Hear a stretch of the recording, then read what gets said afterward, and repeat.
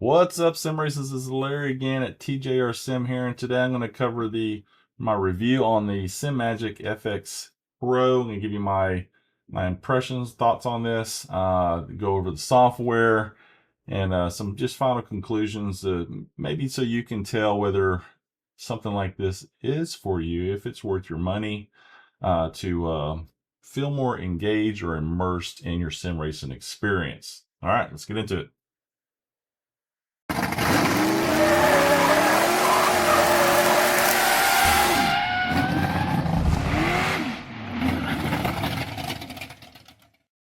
Alrighty, so let's check out the Simagic FX Pro wheel here. This is it's kind of a little bit heavier wheel than what I was used to with the GT Neo. GT Neo is 1100 grams. This one's 1750 grams. And see, this GTS is 1450 grams. So it gets light, heavy, heaviest, right? So you do feel the weight on here, although you don't really notice it, I don't notice it actually at all in gameplay. But what we have here is 290 millimeter wheel, perfect size in my opinion for GT racing. You got 12 RGB buttons. You got four radial, rotary dials. Sorry. And then you got 5 of these dials as well on here. So everything feels really nice as far as form, fit, and function. Very high quality. All carbon fiber design, 5 millimeters thick carbon fiber. These nice grippy silicone grips feel really nice. And my unboxing video, if you've seen that one, they had kind of a coating on it, and I was hoping that coating would stay, but that coating does go away eventually. But it still feels nice.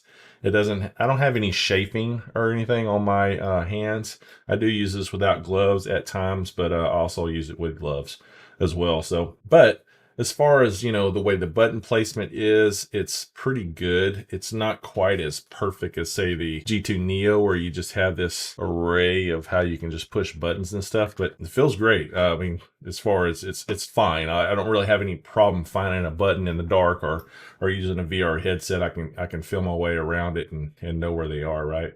I really like these buttons here. They're very handy as well to flip through some menus and stuff on some of the games. The really neat thing about this, and besides you have the all the lights and stuff going on here, of course, is the center of attention of the 4.3 millimeter display here. Now you have several displays, as you see here. I can click through and roll through, and I'll get into the software briefly here in a little bit as well. But you can pretty much load up all of them if you wanted to, and just keep scrolling through it until you find one you want. I generally pick a few that I like per certain games and run with that. But some of them have some limitations. Like, for instance, this one here is the McLaren one. You see here, right here, it has this this fuel low light on here, which if you drive the McLaren in these games, say like Assetto Corsa or AMS2 and stuff, this low fuel light will come up in game and blink on you when you actually run low. Where this one just says low all the time, even though I would have a full tank of gas. So that needs to get fixed. I believe this needs to come up as an indicator later on. But other than that, that was the only kind of glitch I saw. And then also you do definitely want to upgrade your software as well on there, because some of the maps didn't work. For instance, like this map didn't work until I upgraded, the firmware rather, on this particular wheel. And then all of a sudden these would come over and stay on the wheel itself. So, but just some little housekeeping that you need to do. Now, just to pull it off here, and you see this nice 5 millimeter thick carbon fiber, and actually it's carbon fiber everywhere on there, which is going to add, help lighten it up as well as much as you can. But it's still a pretty hefty wheel. Back here you got the 6 paddles. So these two are just some nice clicky paddles, all magnetic shifters, hall sensors and stuff. I really like the red anodization they did as far as for detail goes here, but extremely smooth and quiet compared to, say, other ones on the market here. And then these two are your clutches here. Obviously these two you use for your shifting. I was actually concerned in the beginning that maybe I might accidentally click some of these other ones, but where your grip placement is, you naturally fall, just right in the perfect spot to hit your shifters and stuff. And these two are very handy to use for like menu systems and stuff like that. And I actually use these clutches as well, but I don't use them for clutch. I just assign them as buttons is what I do.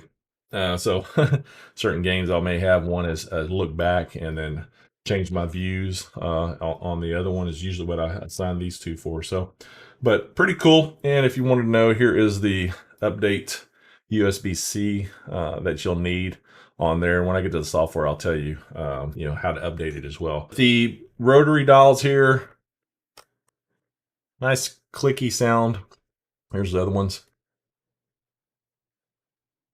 Very precise feeling. You're not going to like flip through them. It's only going to go maybe two indentions before you, but trying to flip it fast. So it's very easy to find each one, I find. So pretty cool. Same with these here. One neat thing too, and I'll put it up on the screen as well through here showing the lights and stuff, is that when you're actually playing this in game, these lights, these LEDs here will light up to represent, and get the glare right here, represent ABS and traction control. So for instance, these bottom ones will light up blue when you're losing traction on whichever side of the car you're losing traction, and they'll blink yellow for when your ABS is kicking in as well. So it's a nice little added factor to have that for visual cue, instead of using the haptic systems that they offer, of course, for say like the P1000 pedals that I have down here, which also are another level of immersion as well.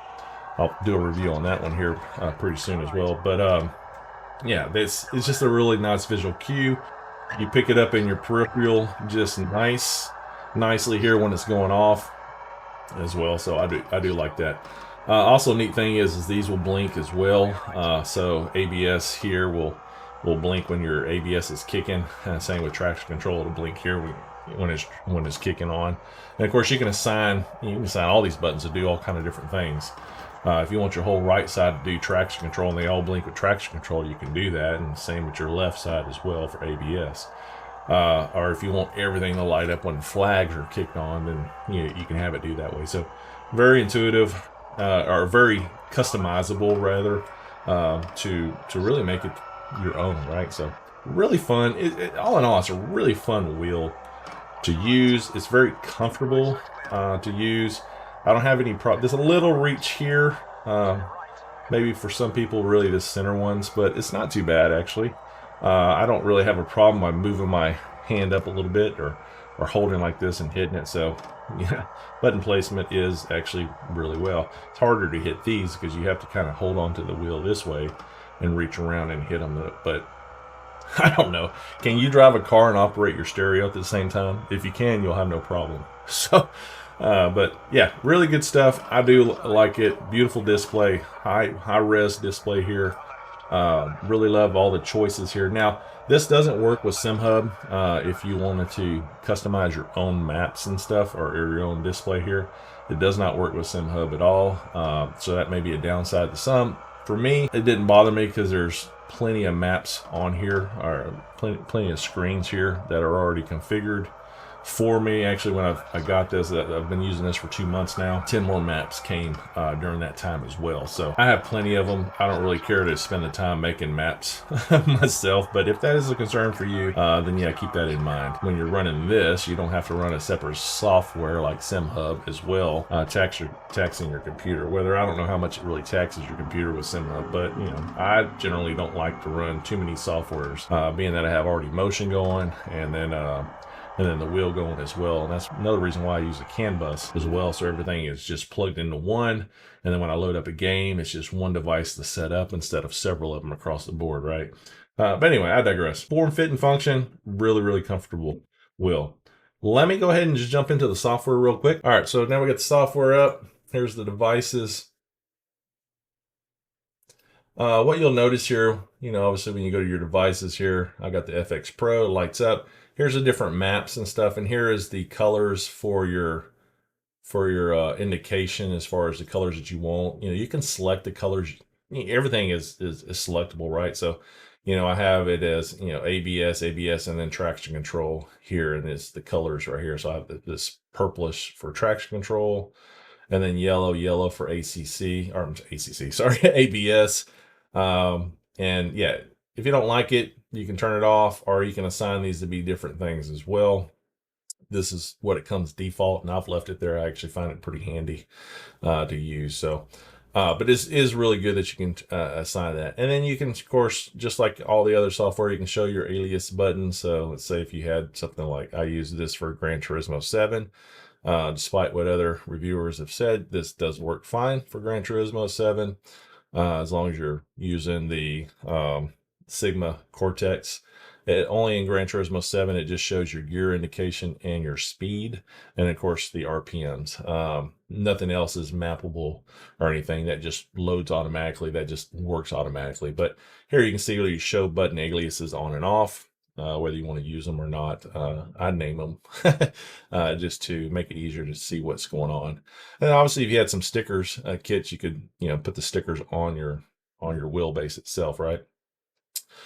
But so, for instance, right? All right, I use this one. Now, one problem I do see with this particular software is that right here at FX, for my GT7 game here, I can actually delete that one if I wanted to, but these other ones I can't. And what happens is that when you assign these for a bunch of games, it goes off to the list, off the screen somewhere, and I can't scroll through it to to find the delete button. So if anybody knows how to broaden this to where I can just delete this file, each file, that would be great. Please share it. Because I have 2 of them on there that I don't really need anymore. So keep that in mind when you're assigning it to games. Maybe don't go crazy like I did and assign to all of them, right? Before you really decide what you want. But as you can see, all the buttons, of course, work just fine. You can share your files as well. Here's the dash configs. Probably the main reason of getting this one here is because of the dash. And just it's easy, right? You want a certain dash, you drag it over, there you have it. You don't want it, you can hit X or just drag it back, and it loads up here automatically and saves on this particular game that you're using, right? Now, if you wanted to do something, you want to load a certain dash on here. Let's say I'm using this profile here, and I wanted to load another one on there, say like this one, and hit X. Then you can you'll have to do like a save, right? So you want to save it on there, but there's no save button here. But if you do something like this, like move your lighting over and then back up, then you can hit save to allow you to save that new dash to there. So that's an easy, quick way to do some quick saves if you want something different. But I'm gonna revert it because I don't want to add that one to my list. But just a little note there for you. Now, as far as updating this, when you get this plugged in, when you can go ahead and hook it up to your wheel itself if you want to.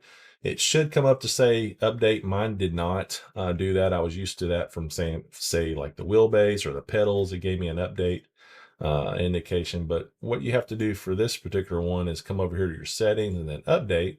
And then check update.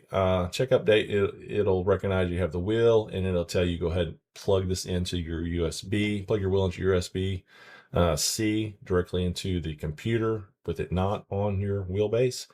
And then there'll be a box down here that you click, and it'll go ahead and update it. So I just actually updated this like a week ago because I didn't realize this is what you had to do to update this wheel. But now you know. And that's pretty much it. I mean, software is pretty straightforward. You can assign everything just like any of the other ones for blinking or telemetry feedback, and telemetry is based on the game, which games have certain telemetry feedbacks as well. And just like if you have certain games, so like Seto Evo, I have this one, it'll load my base settings of the Corsa, of the A, and this pedal set and this wheel set, right? But I can click on here and load up a different one if I want it to as well. And make sure you have this auto switch preset on, so it doesn't matter if you are playing around with something here, say on this one here, and I have it set on a Seto Corsa Evo A, and I go load Gran Turismo 7, it'll switch over. Well, Gran Turismo 7 is not a good example because that's not on here, but say Forza, it'll switch over to the Forza automatically because I have that switch on, right? So, But everything else, easy peasy, lemon squeezy, right? So button settings here, don't use that.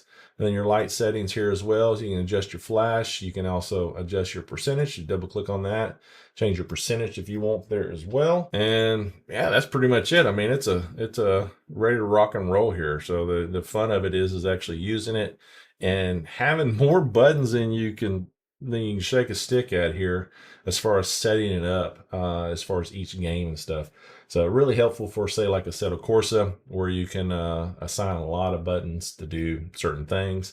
And that's why I use the clutches as well as as a button rather, instead of just a clutch itself. But yeah, that's it. Let's jump into my final conclusions here real quick, and we'll get on with this. Well, I'll let you get on with your day. Alrighty, so final conclusions here about the FX Pro. The price wise, if you are interested in supporting the channel, first of all, go check out Apex Sim Racing. This is where I get all my Simagic products. I'll get some Moser products maybe there as well. I buy all my products, so this is sponsored by me. And and I buy products that I'm mostly interested in. You don't have to use my links. You don't have to buy the products, but if you do want to help support the channel, that would be great to check out the links, my link tree rather, that's in the description. Click on that, and you'll actually see the applicable discount codes on there, which is TJRSIM for everyone that I have. I get 5% off, so like Asetek products, Apex Sim Racing products themselves, Sim Sports Gadget, and so on. So I have the discount codes there for you to punch in. So good stuff. But all in all, very good wheel, very good ergonomics as far as it goes. The screen is actually big enough for my older eyes to see just fine. And especially at night, I do a lot of night racing because it has a better ambience when I'm driving, and these flash like super bright. So of course, obviously you can turn down the brightness if you want to, if it's annoying. I love the customization of the different colors, just like you would expect on any of the other ones, and what I used, of course, on the GT Neo. Now, these, just as a note, these rotary dials are smaller than what they are on the GT Neo. So if you ever bought custom caps like I did for the GT Neo, they don't have any out that I've seen for this one. So if you see some, drop a link in the description there, post it up, and I would love to maybe try getting some different colors here as well. But these are actually aluminum caps, whereas opposed these are like, well, these are now aluminum, but the stock ones are plastic. So, but yeah, form, fit, and function is very good quality. The ergonomics, like I said, were fine. Finding your buttons and stuff, fine. Having the feedback of traction control loss and light loss, and actually the ability to do it with more buttons and more lighting up spots, lack of better words, of something where it can light up and really get your attention, like flags or yellow flag or something like that, is really nice. And I really enjoy the screen as well, because I can see my tire temperatures, I can see my tire pressures depending on which one that you load here. More importantly, I can see what position I'm in, because I like to race with everything off, all the HUDs off, because it's more immersive that way. Especially if you use VR as well. This wouldn't be applicable for you because you couldn't see it, but then you'd want your HUDs on. But I don't I don't always use VR, so I do like to use look over here and be able to see what position I'm in. Miles per hour don't really matter, but usually gear matters, because sometimes you'll drop neutral on accident, or I'll hit reverse, getting too excited on downshift. So you can just take a quick glance and see what's going on. And then of course you got your delta and stuff as well, just depending on what map that you're using here. Like this one here is going to show my temperature of the tires and see if this get the good lighting here. So temperature and the actual pressure on top. So last lap fuel and stuff. Some of these I noticed don't always work, like fuel. How many laps of fuel left don't always work. Just depends. I imagine that probably works in iRacing. Comment below iRacing if you've noticed that actually works for that one. And then traction control and ABS on some of the games, I noticed it doesn't actually click through like AMS2. I would think it would, but it doesn't. Bias and stuff works on some and some not. So, but yeah, that's it. all in all, it's very pricey, 780 bucks. If you're looking at their website, Apex Sim Racing, they have it for 649 right now. They appear to be actually, yeah, in stock as well. So check them out if you're interested in picking one up. Yeah, I really enjoy this wheel. I thought this was my favorite wheel, the GTO Neo, and I even added carbon fiber, paddle shifter to here. And this is nice and it's lighter and stuff. And so when I picked this one up, I'm like, geez, man, this is kind of heavy. But I don't notice any degradation in force with this wheel, and it's just as comfortable to me. It's actually, the grips feel better on this than it does with the GT Neo. The GT Neo now, after a lot of use, has gotten slicker. Like I've worn all the rubber off of it, and it's just a little bit slicker and stuff. Where these, for in the same length of time, are much better, holding up a lot better than what they were on the GT Neo. So of course, there's a huge price difference, so you would expect that.